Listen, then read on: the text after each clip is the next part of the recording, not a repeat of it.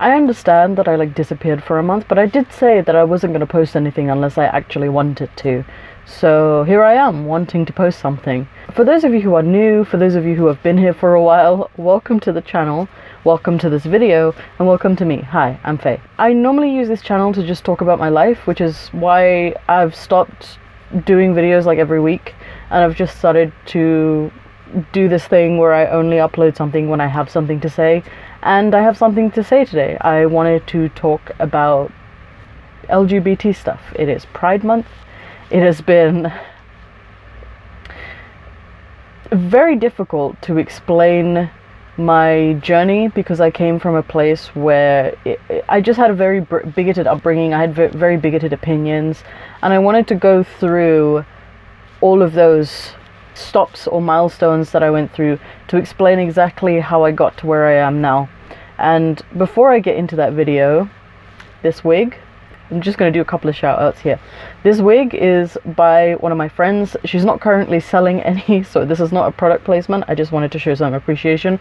Alicia made this wig. She started making wigs in the lockdown and she got pretty good at it. And I really like this wig. It makes me feel really pretty. At the moment, I'm in the process of growing out my hair, and I don't hate it. I love my hair, but it's just nice. This is so much more comfortable than the wigs that I have at home, because the wigs that I have at home aren't very expensive. They're just sort of camera wigs that you would bring out to wear in a YouTube video, and that's pretty much it.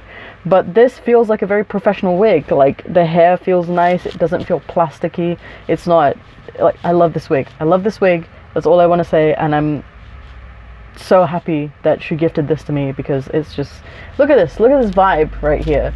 And also, the second shout out that I wanted to give was this t-shirt. This t-shirt I received at a event at Club Kali that was hosted by the boys from the You Don't Love Me podcast, which is a podcast that I featured on a couple of times, and they are close friends of mine, and I have left their link tree in the description below. You should definitely check out the podcast. They talk a lot about gay stuff. They talk a lot about LGBT stuff. They're a gay desi couple, and you should check them out. Their podcast is great. Their content is great. You know, they have other profiles across Instagram and Twitter and stuff like that. So just go follow them. They're great people, and I really, really appreciate the work that they've done. I appreciate the topics that they talk about, and I appreciate all of the times that they've invited me onto the podcast, because it's honestly an honor. I'm really, really happy to have collaborated with them, and I'm really happy to promote them here. And I love this t-shirt. I've altered it a little bit, as you can see. I've acid washed it and stuff. This was just a black t-shirt before, but I love this t-shirt because I feel like it describes me perfectly. If you can hear a fan in the background, it's because there is a fan on. It is incredibly hot today, and I am sitting in an attic room filming this video, so I apologize for any fan noises that are happening, but I couldn't not. It's just pushing around hot air, but it's better than nothing. Where do I want to start? I wanted to start... Let me give you a brief introduction to where I grew up and how I grew up and how I got the notions that I had as a young woman, as a teenager, and where we go from there. So I was brought up in a very, very conservative Muslim family, and I just want to say as a disclaimer that I am not trying to say any kind of thing about religion and LGBT stuff. If I'm completely honest with you, I think that religion should just stay out of LGBT stuff as much as possible, because I don't think that they have much to do with each other. Religion is very much a personal thing. Being LGBT is also very much a personal thing. And I just, for example, I'm an educator, and every time we bring up LGBT rights, there's always that one kid that's kind of well, the Bible says, or the Quran says, and it's just that's not what we're talking about. We're talking about civil rights, and that's what we're talking about. But I'm not trying to say that anyone who is a Muslim or was brought up in a Muslim family has these opinions. I'm just trying to explain my own story and where I came from. And I grew up in a very, very conservative, the way that Amir and Amir would describe it is that I grew up in an Orthodox Muslim family, and they had a lot of bigoted opinions about gayness, about homosexuality, about bisexuality, about transgenderism. I'm not even sure that that's the right term. I'm still I'm still on this journey of learning and updating my bigotry, like unlearning a lot of my bigotry and replacing it with less bigoted ideas, and hopefully get to a point where I am the most progressive I've ever been. This version of me is currently the most progressive version of me, and I have no intention of stopping the learning and the discovering and searching and stuff like that. Not necessarily within myself, that's just an ongoing process regardless, but of the world at large. And I like hearing people's stories, and I like people telling me about their lives. I carry a lot of guilt. I carry a lot of guilt for the things that I used to say and the things that I used to think about the LGBT community. And one story that comes to mind when talking about LGBT stuff, or like homosexuality, because there wasn't really a spectrum when, you know, it was taught to me. I went to an Islamic girls' school. I was brought up in a very conservative family, and we didn't really have sex ed, but sex ed in our school consisted of, it was like a 10-minute session where it was like, don't have sex and also don't be gay.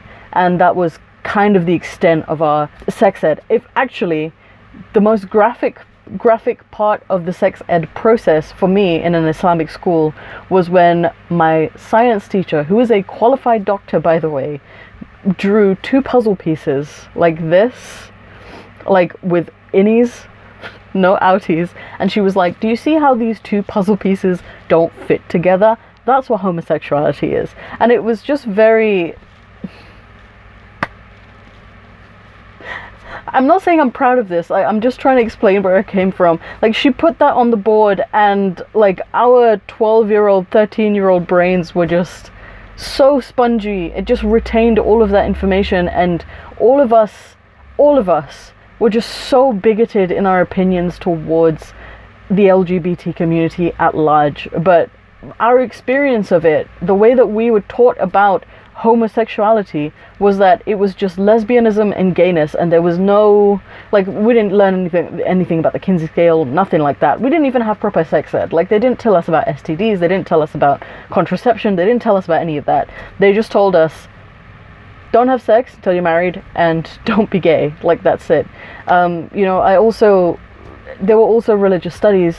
Well, it was more like Islamic studies in this school, where we just learned about religion, and whenever the topic of homosexuality came up, the story of Sodom and Gomorrah, as it's known biblically, or the story of Lut or Lot, was always brought up, and it was always sort of treated as this degeneracy, if that makes sense. Like, I remember asking my father on many occasions, like, it was that kind of conservative, it was very much on the end of the spectrum.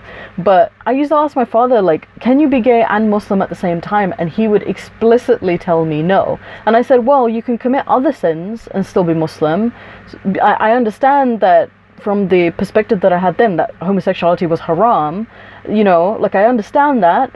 But at the same time, like, there are so many things that Muslims do that are sinful, but they still continue to be Muslim. Like, why can't you be gay and Muslim? It's just a sin that you'd commit maybe every so often. I don't know.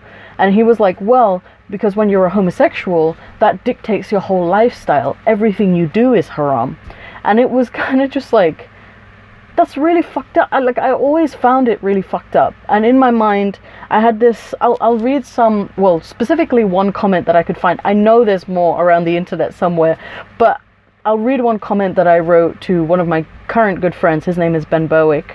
We used to write stories together, and he had written a piece about homosexuality, and I had left some comments under it, but I will read the one comment that I could find. Movellas, which is the site that I used to write on, has cleared up a lot of its comment section, which is good, because there were terrible things on that site, and there's only that one comment that I could find. If you can find more, please do send them to me. I love laughing at my own ignorance, especially in retrospect, but more so when I was a child. I always thought it was really, really unfair that someone who was gay was just to be denounced immediately because they were gay. I always found that so unfair, because it's like being being given taste buds and then told you're not allowed to eat anything, being given any sensation at all, being given any sense of pleasure and then saying that you can't partake in that. It is completely prohibited for you to take part in that. If you take part in that, you will burn in hell. Like, I always found that super, super unfair, and the way that I justified it in my head is that, you know, this is just a test. It's a test from God. Like, this is,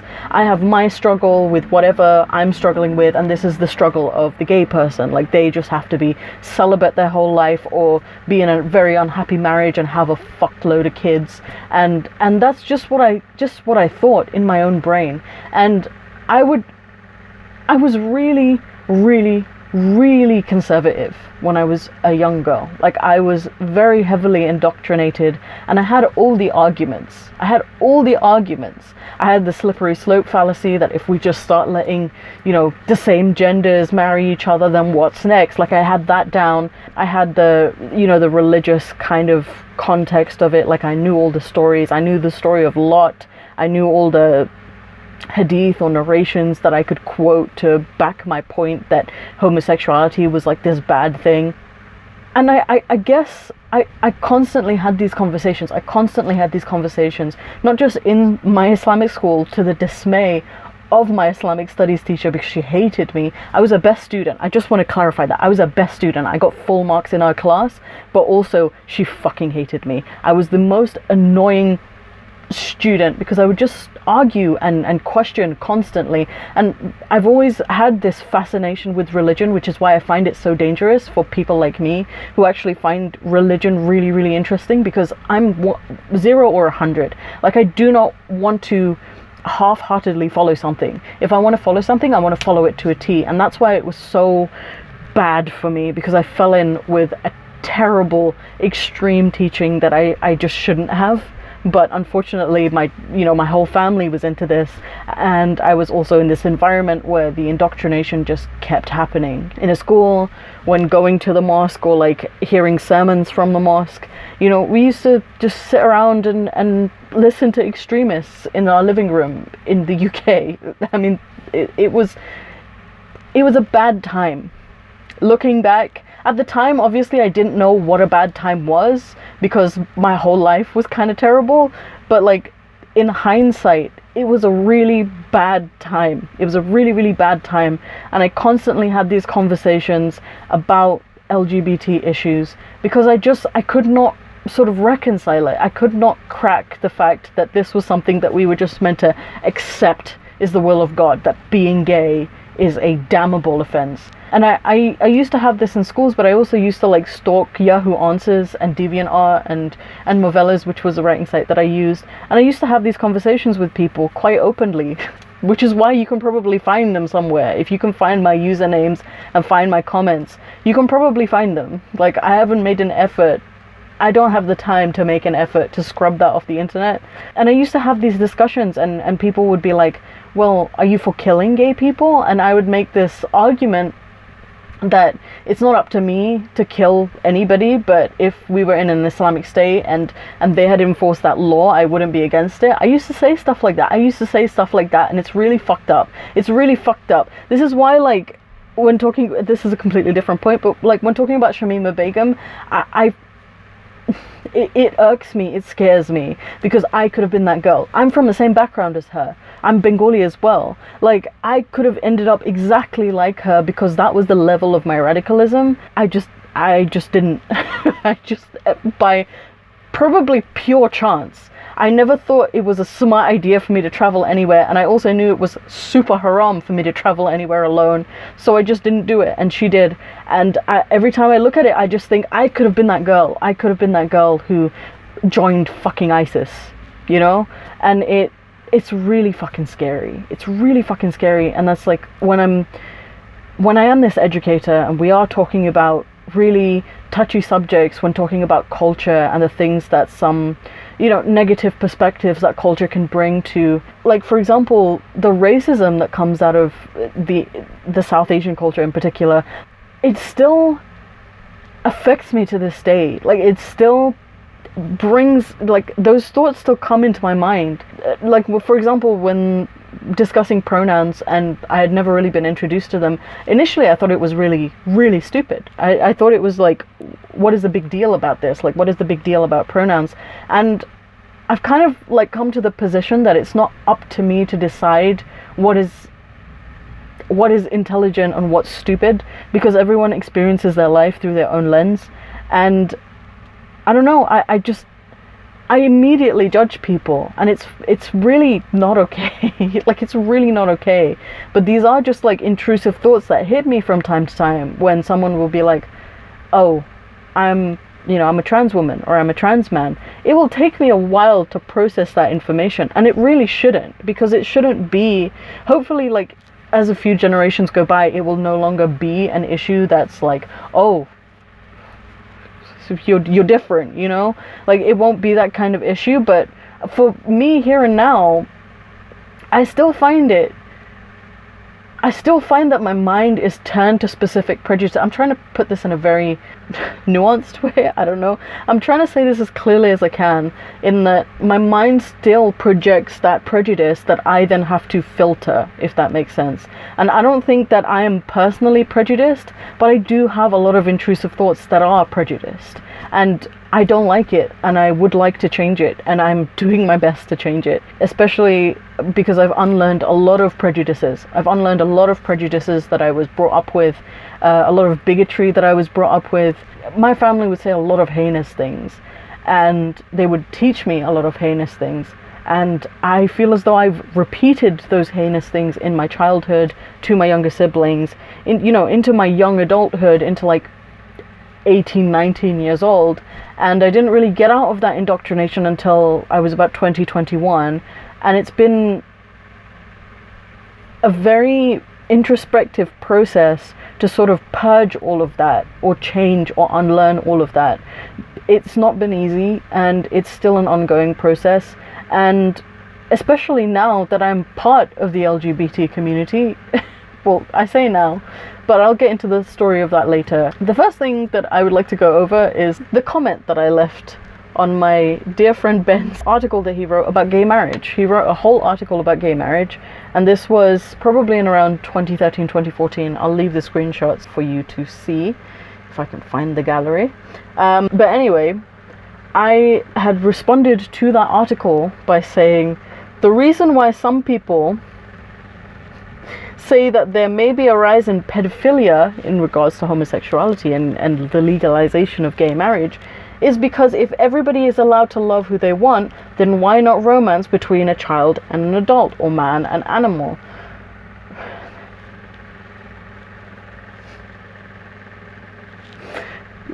For those of you who still stick by that argument, that are watching this, let me tell you why it's fucked up for there to be a romance between a child and an adult, or an animal and a human being. Because one of the two parties in both circumstances are not able to consent. That is why. Two adult men getting married is two consenting adults getting married. Two adult women getting married is two consenting adults getting married. Consent is important, and it should have been something that was taught to me in sex ed, but it never was. Anyways, continuing. Religion isn't a liberalistic system.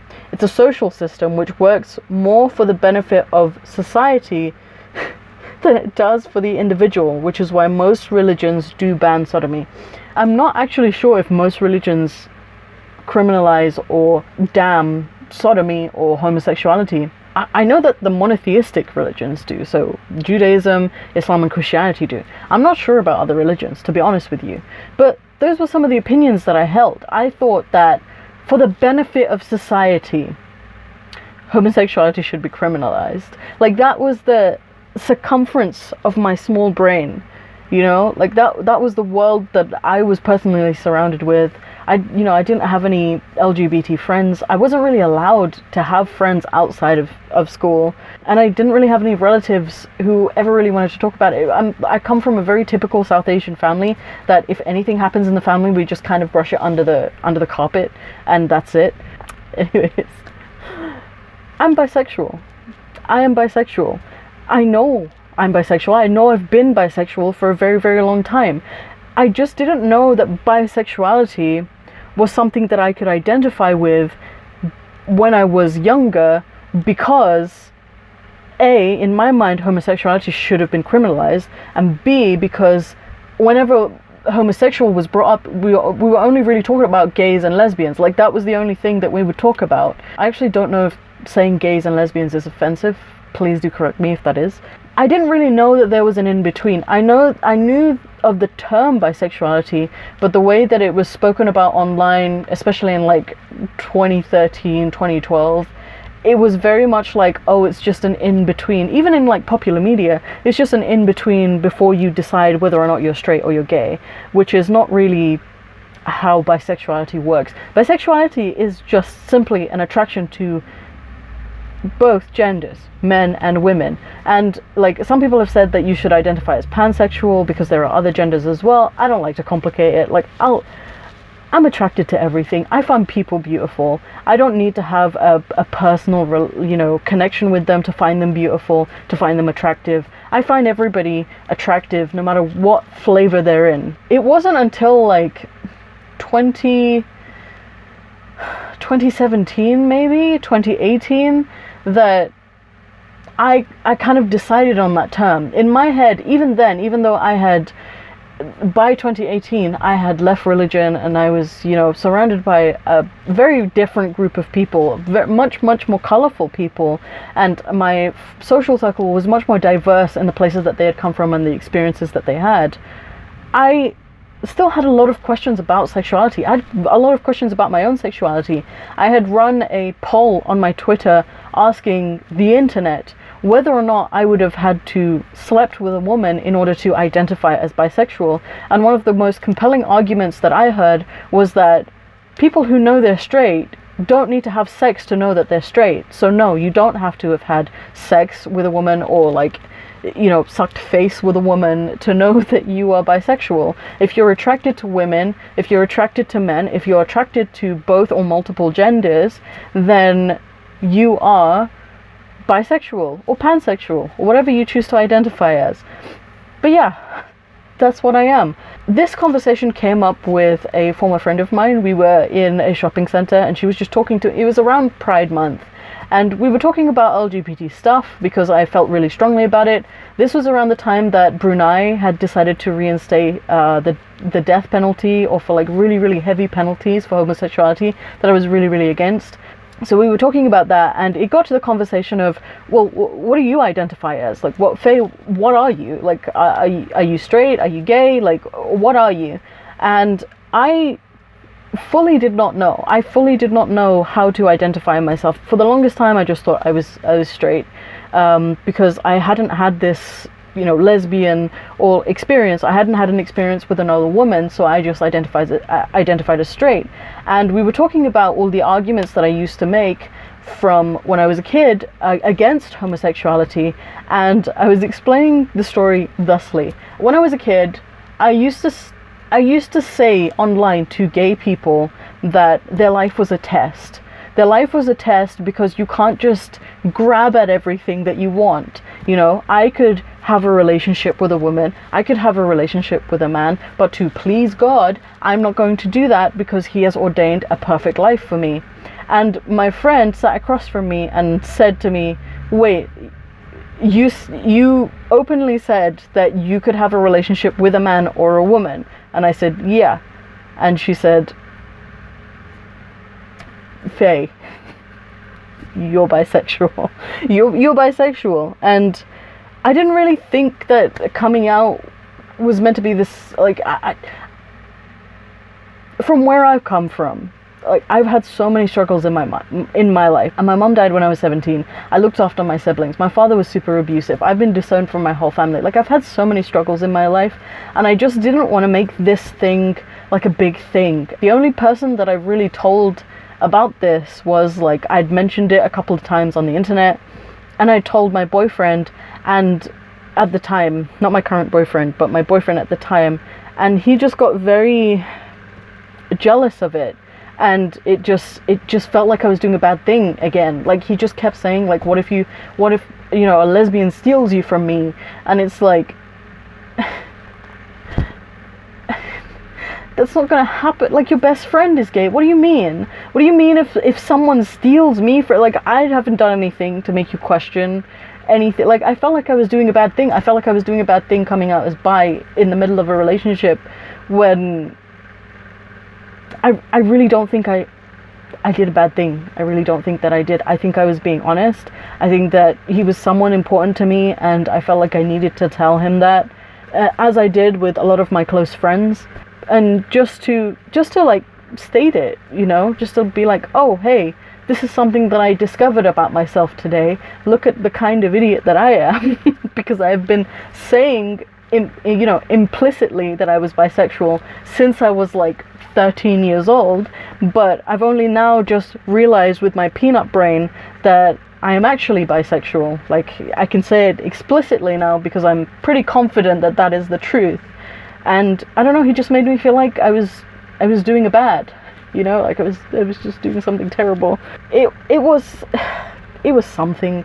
After I came out, I connected with a lot of LGBT people. I connected with Amir and Amira from the You Don't Love Me Boys podcast. And I had also met with Vineet Mehta, and we've met on a couple of occasions, and we've had a lot of conversations around bisexuality, because he's also a bisexual man, and we've had like conversations around LGBT issues in the South Asian community and stuff like that. And I just wanted to share this story. I just wanted to share this story of, like, from where I came from, of a level of bigotry and probably self-hate that I was at, to where I am now, where I very much accept myself, and I'm a much more colourful person, as you can see. I know I'm wearing a black shirt, but this is not my normal colour.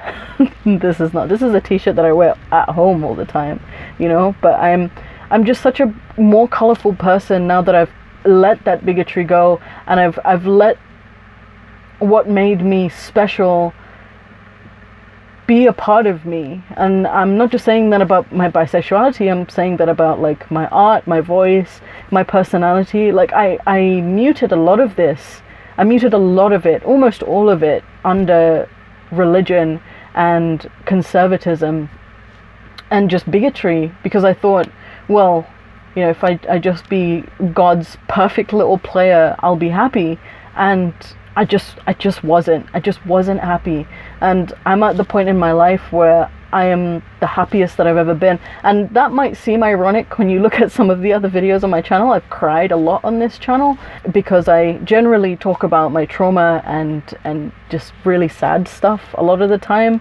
But even with all of those tears, I'm still much happier now being exactly who I want to be than who I used to be. Who I used to be was an incredibly repressed person who felt like they could never flourish because they were just resigned to this life of female servitude and, you know, and ignorance. You know, the knowledge that I've gained over the last, I want to say, 5 years has really broadened my outlook on life, and I'm no longer scared of the possibilities. I used to be completely afraid of the possibilities. I used to be so terrified of the possibilities. I used to have this analogy that I used to tell my best friend Simon when talking about like, if I left my house, what would I do? Like, I have nowhere to go. I have no safety net. There are too many options for me if I just leave the house. And I genuinely viewed that. As a bad thing, that I would have too many options. Like, I wouldn't know what to do with my life. I wouldn't know what to do with myself. I just want to go back in time. I just want to go back in time and talk to little baby Faye and just be like, don't be afraid of the possibilities. The possibilities are it's what life is about. You know, all of the options that you could have if you weren't bigoted are what life is about. It's about exploring, it's about adventure, it's about finding what exactly you are and how you want to be. And I'm just ruminating on this. I know much of this has just been like a ramble. I've made like a couple of scribbles on a notebook that I refer to every now and then. I understand that most of this has been a ramble, but it is just where my mind is when talking about LGBT stuff. And I'm so happy, I'm so happy that like my community, the South Asian community, the Muslim community is slowly becoming so much more accepting of these issues and of us as LGBT people. I'm so happy that in a lot of schools, regardless of culture, background, regardless of who the teacher is or where they're from, they will undoubtedly say that you cannot treat someone who is LGBTQ plus, etc., differently than other people because they are that. Like, for example, today in I work with a lot of refugees at school. Like my whole class is ESOL class, and a lot of the teachers are Muslim, and she thought that there would be a genuine problem because most of the refugees are from Arab countries. This teacher thought that there would be a genuine problem bringing up homosexuality and stuff like that. And it was very simple for her to explain it. It was so simple for her to explain it. And she's like a hijabi, she's a Muslim woman, you know. And I don't know what her opinions are, but she was leading the lesson. And when she brought up LGBT, you know, it's Pride Month, so we're talking about LGBT stuff. And when she brought it up, there was a lot of uproar. There was like, "Oh, that's gay, miss, that's gay." And then she just went, "I'm a lesbian." I know she's not a lesbian. She's got a husband. She's got kids. Like, I know she's not a lesbian. But like, she just went, "I'm a lesbian." And the whole class went dead silent. I've never seen that class silent. The whole class went dead silent. And I looked at her and I was like, that was a ballsy move. That was a ballsy move. Because they were kind of about to throw something. Like, they were in an uproarious state. And the whole class was silent. And she went, "I'm a lesbian." And then she goes, "Do you want me to stop being your teacher?" And the whole class went, "No, miss, you're a teacher. Like, we still want you to be our teacher." And she was like, civility. That's what civility is. It doesn't matter who loves who or who does what with who. Ultimately, we're all people. And you have to respect the fact that people can make their own choices and be with whoever they want to be, and it's not a big deal. And I still find it baffling. Actually, it's not that baffling considering that I was indoctrinated, but it still does baffle me that so many people will make an issue out of, you know, gay people getting married or gay people adopting kids or, you know, whatever, like all of this stuff. It just baffles me. And then it baffles me even further that a country like Brunei would want to reinstate the death penalty or like a severe punishment for being homosexual, being caught homosexual in public. It's just such a strange, it's both not strange and strange at the same time, because that there's still that brain in me that's like really bigoted, and that's like, no, that makes sense that they would think that. And then there's the other side of me that is trying to be better, and they are constantly like, that doesn't, what are they talking about? Like, why? I've heard almost every single argument you can make against homosexuality, even though that's not really, you can't really go against, like, it's a thing. People are gay, people are lesbians, people are bisexual. Like, at this point, you can't really counter that. There's enough evidence to prove that. But I've heard every argument. I've heard every religious argument. I've heard every secular argument. And none of them really stand up to the fact that people can make their own choices. Like, even if today, you know, it was completely disproved that you weren't born homosexual, or you weren't innately homosexual, or, for example, I wasn't innately bisexual, it wouldn't really stop me from finding women attractive, because this is just how I've always been. I've always found women attractive. I've always found men attractive. Regardless of what the climate of the debate is, I'm still me, you know, and I'm still an adult, and I can still make my own choices, and that needs to be respected. And I know that doesn't need saying in 2021, but I just felt like saying it today. I felt like outing myself. Not just like coming out, but also outing myself for the kind of person that I was, and also to just tell people who had that kind of background that it's okay. You know, life is a process. You learn as you grow. And as long as you're working to constantly improve yourself, that's what counts at the end of the day. Not to God or, you know, whatever else, but to yourself. If you are constantly trying to be better, that is something that can be overwritten. You know, I've overwritten a lot of the problematic ideas that I used to have, and I'm much better for it. I'm much happier for it. There's hair in my mouth now. I'm much happier for it, and I feel like a much better person for it.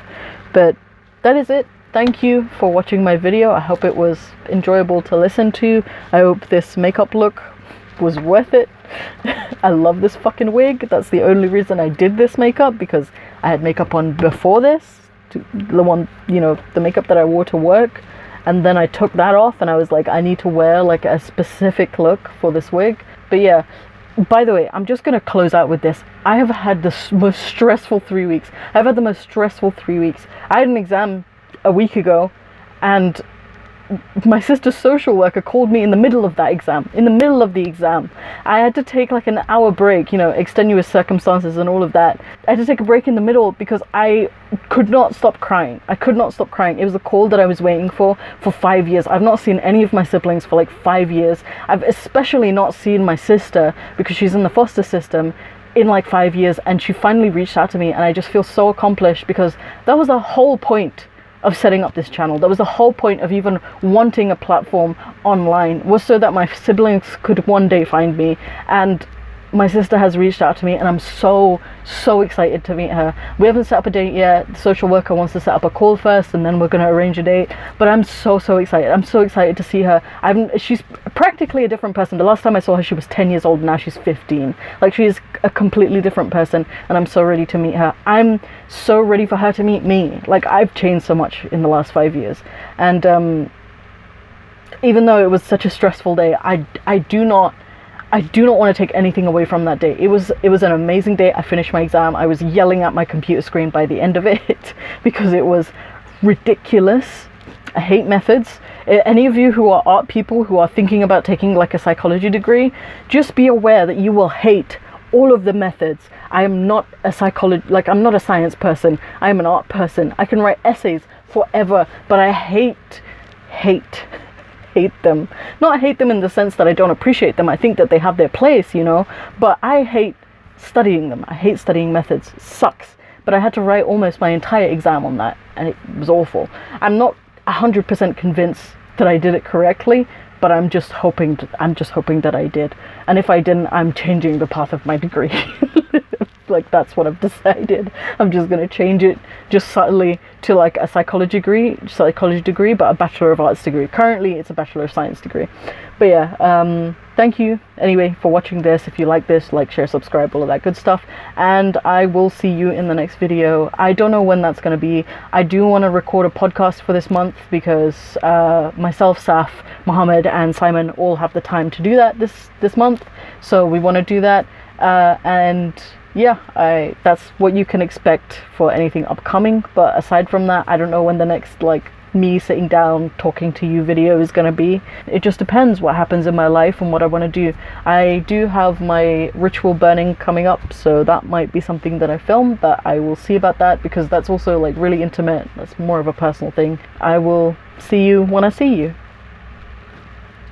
Be good, stay safe, wear your masks, get your fucking vaccines. I don't care what your opinions are about them, just fucking get them, and be good to each other. I'll see you.